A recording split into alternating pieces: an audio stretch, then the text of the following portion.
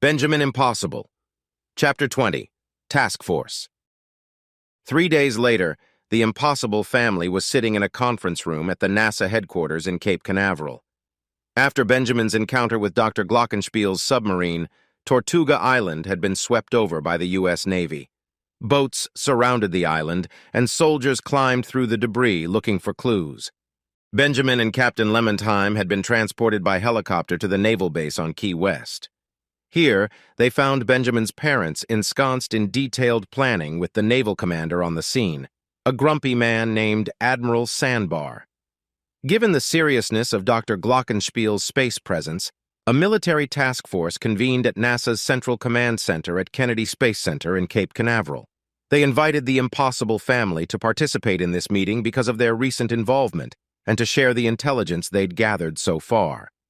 The Impossible family, escorted by protective aircraft, flew the Red Zeppelin back to NASA and parked in their usual spot at the turning basin next to the VAB. This was a surprisingly quick journey, as they were able to fly over land and had no problems with air traffic control along the way. Now they all sat in chairs in the Central Command Center. This was the room used to monitor shuttle launches and lunar landings. They watched as an Air Force lieutenant updated them on Dr. Glockenspiel's recent actions. Right now, Glockenspiel's submarine is hovering in geostationary orbit approximately 22,000 miles over the Atlantic Ocean. So far, Dr. Glockenspiel has been quiet, and he has not answered any of our hailing broadcasts, the nerdy man said, flicking through his PowerPoint presentation. His marble asteroid field currently encircles the Earth and is causing billions of dollars of damage. The space junk has destroyed more than 80 satellites. The loss of these satellites has crippled television, telephone, and computer data. We expect things to get worse as the marble minefield spreads and destroys the remaining satellites. Admiral Sandbar, a senior man with giant white eyebrows, spoke up. How can a bunch of children's marbles cause so much damage? Marbles are pretty small. Papa Impossible answered him. It's not the size of the marbles, Admiral, but the speed at which they travel. Glockenspiel sent billions of the marbles up into orbit using his hyperhelium balloons. As the balloons exploded in outer space, many of the marbles fell harmlessly back to Earth. However, a certain percentage of the marbles drifted into orbital trajectories around the planet. Gravity has accelerated those little pieces of glass to insane speeds. We're talking 10 or 20,000 miles per hour.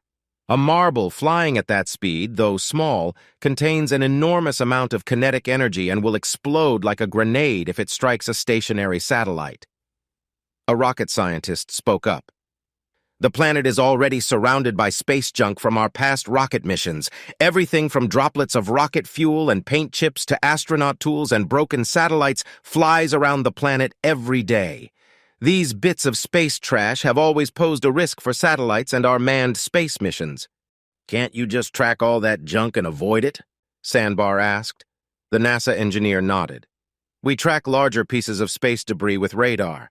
Occasionally, we'll have to move a satellite or even move the International Space Station if it looks like a piece of trash will collide. Admiral Sandbar grumbled. Well, we can just keep doing that then. Let's maneuver around the space marbles and shoot Glockenspiel out of the galaxy. Benjamin, who had been sitting bored through the entire conversation, decided to speak up. It doesn't work that way, Admiral. Glockenspiel has increased the amount of space debris 1,000-fold. There are too many marbles to track and avoid. Also, radar tracking works best for detecting metal objects. Radio waves are not good at finding small glass marbles flying through space. The Admiral frowned. Who let a child into this meeting? Get that kid out of here? The scientists in the room looked shocked, and no one moved. Benjamin and Charlie were legends at NASA ever since their space camp mishaps. The idea of kicking Benjamin out of an engineering brainstorming session seemed ludicrous. One scientist said, that might not be advisable, sir. Benjamin Impossible is the most qualified engineer in the room. He is experienced in aerospace, mechanical, and electrical engineering.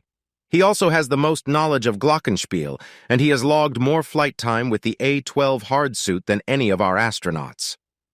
The Admiral turned to look at Benjamin critically. You are also the kid who handed the hyperhelium generator to the enemy, aren't you? Benjamin shrugged. How was I supposed to know that Dr. Glockenspiel would have an entire army of robots and would be launching himself into space? As soon as I suspected a space launch, I sent the Red Zeppelin to your naval base on Key West to procure help. You sure weren't too fast mobilizing your troops to get to Tortuga Island, were you?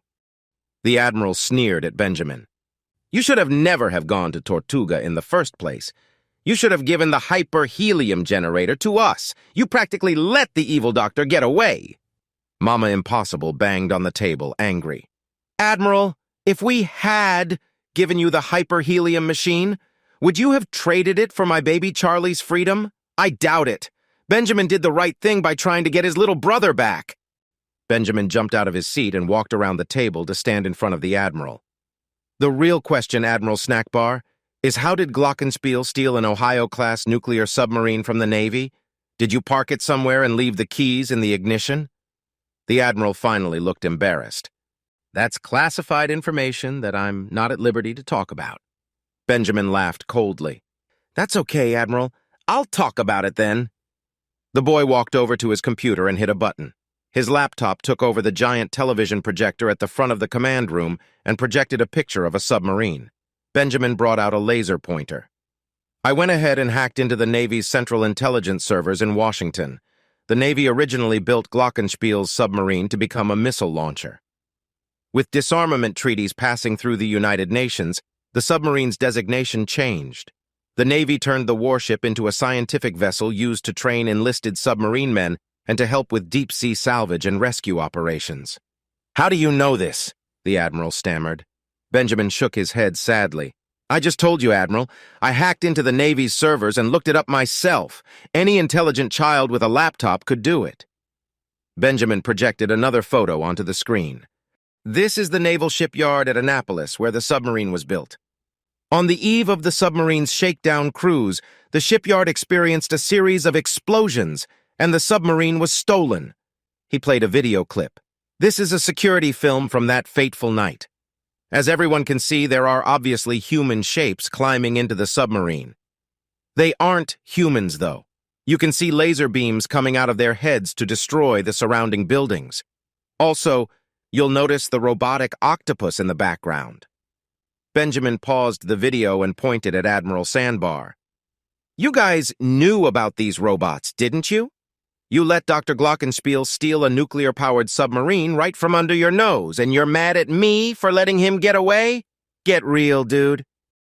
The Admiral sat back, his lips pressed together in anger. Benjamin looked around at the assembled scientists and military personnel. We've got a madman in space. We need ideas on how to get him down. Anyone? Captain Lemontime raised his hands.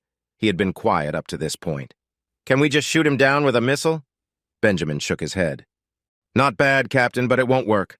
No missiles on Earth can go that high in space, not even our large ballistic missiles. A scientist raised his hand. We could launch a space rocket. Benjamin shook his head again. While we can get into space with a traditional rocket launch, the marble minefield would likely destroy any rocket attempting to fly through it. Space rockets are designed to be lightweight so they can be launched into space with minimal fuel expenditure. None of your current designs could withstand bombardment with high-speed marbles. Lemontime raised his hand again. Maybe we don't have to send a rocket. Could we just shoot Dr. Glockenspiel down with laser beams from the ground? We would be fighting fire with fire. Benjamin smiled at the captain. Not bad, Lemonhead. I'm impressed. It's a good idea, but I don't think it will be feasible. The only possibility of melting the space submarine would be to hit it with thousands of laser beams simultaneously. He is far enough out in space that atmospheric haze will diffuse any laser energy from the ground and make it difficult to focus that many lasers on one spot. We could probably scorch the submarine's paint job, but I don't think it would do any lasting damage. At that moment, a NASA employee ran into the room. Turn on the television, the woman yelled. Glockenspiel is on TV. Benjamin switched the giant screen over to television mode, and Dr. Glockenspiel appeared on the giant monitor. Hey, Benjamin remarked, that's the ambassador robot from Fort Jefferson. It appears human, but that's just a robot that Glockenspiel operates through remote control. The robot stood in front of the camera, displaying a wide grin. Glockenspiel had managed to fix most of the damage sustained during the previous battle, although the robot now sported an eye patch. Its synthetic rubber skin looked real. No hair adorned the scalp, but the magnetic mustache was back in place. The hairy accessory quivered as the automaton spoke. "People of Earth," the doctor said, "I am Heinrich von Glockenspiel, the new commander-in-chief of your world. As you have already noticed, your telephone and internet connections are down. Your leaders may not have explained to you what has happened. I am currently in control of a nuclear submarine orbiting the planet. I have at my command a massive robotic army and a solar system filled with space rocks. If you displease me, I will drop one of these asteroids on your town or city to teach you better manners. I have several demands. The first is that every man, woman, and child on Earth shaves their heads bald. If I must be bald, so must you. My armored spy satellites will be watching you from above, and if I detect any hair on top of your head, I will burn it off from space using a high-powered laser beam. My second demand is that the Statue of Liberty is torn down and replaced with the statue of Glockenspiel. I have forwarded the design plans to the New York Department of Commissions. You will complete this within 6 months, or the Big Apple will become the crushed apple. My final demand is that the boy named Benjamin Impossible be publicly spanked. This spanking will be televised in high definition for the entire world to see. The video will also be uploaded to YouTube so that I may re-watch it at my discretion. Those are my only demands for now, but there will be more, I promise. Remember, Earthlings, I hold the high ground. You are stuck there on Earth, at the bottom of a gravity well, and cannot reach me to retaliate. To prove to you the severity of my threat, I will demonstrate my destructive power. In exactly 1 hour, I will drop a meteor on NASA headquarters in Florida. I recommend you clear the area if you value your lives. Moo-ha-ha. The television went blank. The room was silent while everyone digested this new information. "Can he be serious?" Admiral Sandbar asked. "Those demands are preposterous, except for the spanking part, of course. Can he really drop a rock on the planet?" The scientists looked around and whipped out calculators. Papa Impossible didn't need a calculator to answer. "Yes, Admiral, the threat is real. If Glockenspiel found a rock in space, he could drop it into a decaying orbit around the planet. Gravity would slingshot the meteor around the Earth and plunge it into the planet at hypersonic velocity. With careful calculations, it could be a very accurate weapon indeed." "But doesn't the atmosphere burn up meteors from space? Why wouldn't his rock burn up before it hit the ground?" A scientist raised his hand. "Most meteors come from cold space and have an icy core. When a typical meteor hits the upper atmosphere, air resistance slows it down, and the resistance heats up the outer rock surface. The temperature difference between cold interior rock and the hot exterior rock causes the brittle meteorite to crack and disintegrate." Benjamin nodded. "I'm sure Glockenspiel knows that. If he does have a meteor, he'll coat the outside of the rock with heat-resistant tiles. He might not even use rocks. Any heavy object will work. Missiles, torpedoes, broken-down school buses." Benjamin made eye contact with everyone in the room. "It all amounts to the same thing. The evil doctor has gravity on his side and we're sitting ducks." They suddenly heard car honks and the squeal of tires from outside. Everyone looked around in confusion. "What is going on outside?" Admiral Sandbar asked. Mama tilted her head, listening. "I bet everyone else here at NASA heard the television announcement and they are all fleeing the property before this place is blown up." As one, they all ran out of the building to discover that all the cars and shuttles were gone. A dust cloud could be seen in the distance where the employees had driven away. "They just left us?" Admiral Sandbar asked incredulously, stamping his foot down on the pavement of the parking lot. "Someone even took my rental car!" "Gentlemen, we have another problem," Benjamin said. "My cell phone isn't working. I think Glockenspiel has knocked out telephone communication for the entire planet." Everyone pulled out their phones and discovered this was true. "What do we do?" a scientist cried out. "Glockenspiel is going to blow this place up and we can't even call for help." "Maybe we could hike off the property," one man said hopefully. "If we start now, we could be a few miles from here when the meteor hits." Papa Impossible shook his head. "That may not be far enough. We don't know where the meteor will hit. The explosion could be equivalent to a 10-kiloton warhead and decimate NASA for miles in every direction." These words had a sobering effect on the group, and the scientists turned pale thinking of the implications. "Hold your horses, everyone. Calm down," Benjamin said with one hand up. "We have other escape options. Captain Lemontime, how far is the VAB from here?" The captain looked thoughtful. "About 5 miles, I think." Benjamin nodded. "Then that's our exit route. We parked the Red Zeppelin next to the VAB. If we can reach our airship, we can fly away before the meteor strikes." "But that's 5 miles away," Admiral Sandbar complained. "We'll never hike there in time." Benjamin raised an eyebrow. "Who said anything about hiking? We're running for our lives here, man!"